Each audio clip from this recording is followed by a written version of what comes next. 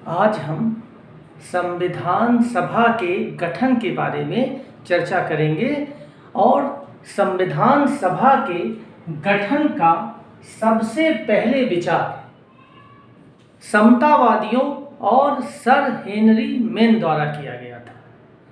भारत में संविधान सभा का सबसे पहली बार उल्लेख 1895 में बाल गंगाधर तिलक द्वारा पेश किए गए स्वराज बिल में मिलता है। इसके बाद 1922 में महात्मा गांधी ने कहा था कि भारत के संविधान का निर्माण भारत के लोगों द्वारा किया जाएगा। 1922 में ही एनी बेसेंट के प्रयास से केंद्रीय विधानमंडल के दोनों सदनों का संयुक्त अधिवेशन शिमला में बुलाया गया, जहां संविधान सभा के लिए एक सम्मेलन बुलाने की बात कही गई थी। इसके पश्चात 1924 में मोतीलाल नेहरू ने ब्रिटिश सरकार के समक्ष संविधान सभा का प्रस्ताव रखा, लेकिन संविधान सभा का औपचारिक रूप से पहली बार प्रयोग एम.एन. राय ने किया। उसी दौरान लॉर्ड बर्कनहेड ने भारत के लोगों को ये चुनौती दी थी कि भारत के लोग अपना संविधान स्वयं नहीं बना सकते, और इस चुनौती को मोतीलाल नेहरू ने स्वीकार किया और उन्होंने 1928 में एक दस्तावेज तैयार किया जिसे नेहरू रिपोर्ट कहा जाता है, और इस रिपोर्ट में मूल अधिकारों को शामिल करते हुए उत्तरदायी सरकार की व्यवस्था की गई थी, और यह संविधान निर्माण की दिशा में पहला कदम था। लेकिन मुस्लिम लीग ने इस रिपोर्ट को अस्वीकार कर दिया था।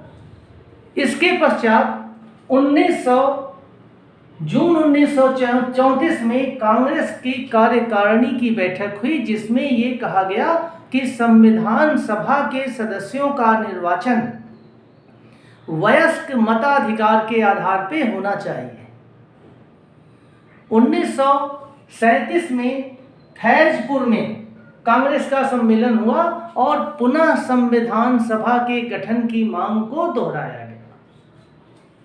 1940 में ब्रिटिश सरकार द्वारा अगस्त प्रस्ताव लाया गया और इसमें पहली बार संविधान सभा के विचार को स्वीकार किया गया, और इसके कारण 1942 में क्रिप्स मिशन भारत आया और इसने संविधान सभा के गठन के प्रस्ताव को स्वीकार कर लिया, और इसके लिए 1946 में कैबिनेट मिशन भारत भेजा गया।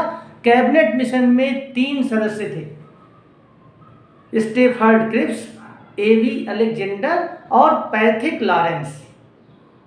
कैबिनेट मिशन ने कहा कि भारत के संविधान के निर्माण के लिए संविधान सभा के गठन के लिए चुनाव होने चाहिए। तो कैबिनेट मिशन की सिफारिश पर जुलाई 1946 में चुनाव हुए। संविधान सभा के लिए कुल 389 स्थान आरक्षित किए गए थे, और एक स्थान 10 लाख की जनसंख्या पे आरक्षित था, और 389 में से 292 11 ब्रिटिश प्रांतों के स्थान थे, 4 चीफ कमिश्नरी क्षेत्रों के थे, जिनमें से दिल्ली, अजमेर और मारवाड़ एक साथ, फिर कुर्ग और ब्रिटिश बलूचिस्तान, तथा 93 देसी रियासतों के लिए स्थान निर्धारित थे।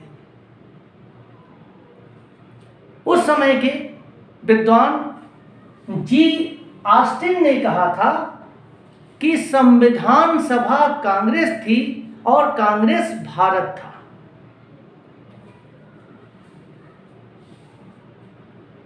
जुलाई 1946 के चुनाव में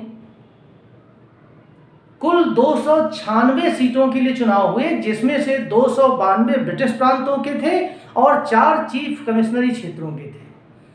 इसमें कांग्रेस को 208 सीटें मिली, मुस्लिम लीग को 73, 1 seat Unionist party, 1 seat Unionist Muslim, 1 seat scheduled caste, 1 seat अनुसूचित जाति संघ, 1 सीट कृषक प्रजा पार्टी, 1 सिख और 1 साम्यवादी दल को तथा 8 सीटें निर्दलियों को प्राप्त हुई थी। फिर 9 दिसंबर 1946 को संविधान सभा का प्रथम अधिवेशन हुआ और डॉक्टर सच्चिदानंद सिन्हा इसके अस्थायी अध्यक्ष बने, लेकिन मुस्लिम लीग ने इसका बहिष्कार किया और उस दिन टोटल 207 सदस्य ही उपस्थित हुए थे। मुस्लिम लीग ने अलग संविधान सभा की मांग कर दी और इसके कारण उसने 16 अगस्त 1946 को प्रत्यक्ष कार्रवाई दिवस मनाया और इसके कारण संपूर्ण भारत में दंगे भड़क उठे। तब ब्रिटिश गवर्नमेंट ने और उनके प्रधानमंत्री एटली ने ब्रिटिश संसद में यह घोषणा की कि 20 फरवरी को उन्होंने घोषणा की, 20 फरवरी 1947 को, कि ब्रिटिश सरकार 30 जून 1948 तक भारत के लोगों को उनका शासन सौंप देगी। तत्पश्चात भारत के वायसराय लॉर्ड माउंटबेटन ने एक योजना प्रस्तुत की जो 3 जून 1947 को प्रस्तुत की गई थी, जिसे लॉर्ड माउंटबेटन योजना कहा गया। कांग्रेस ने 14 जून 1947 को दिल्ली में बैठक की और इस बैठक में गोविंद बल्लभ पंत ने भारत के विभाजन का प्रस्ताव रखा, जिसे मौलाना अबुल कलाम आजाद ने स्वीकार कर लिया। तत्पश्चात ब्रिटिश सरकार ने भारतीय स्वतंत्रता अधिनियम 1947 4 जुलाई 1947 को ब्रिटिश संसद में पेश किया और 18 जुलाई 1947 को ब्रिटिश संसद ने इसका अनुमोदन कर दिया।